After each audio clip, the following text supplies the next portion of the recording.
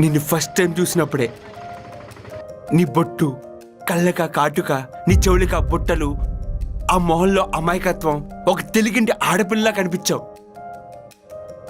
లోపలికి వెళ్ళి డ్రెస్ మార్చుకుని వచ్చావో లేదో ఒక మొగరాయిల్లా కనిపించావు.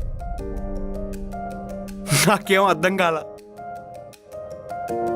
ఇంట్లో మీ పిన్ని ఇన్ని మాటలంటున్నా, బయట మీ బాయ్ ఫ్రెండ్ ఎంత తిడుతున్నా వదిలేకుండా వాళ్ళని ఓపికగా భరించావు. అక్కడ నీ ఓపిక నచ్చింది. నేను ఎంత వద్దనుకున్నా నా వెనకే పడుతుంటే నీ పంతం నచ్చింది. అన్నిటికన్నా మించి నీలో మా అమ్మ కనిపించింది.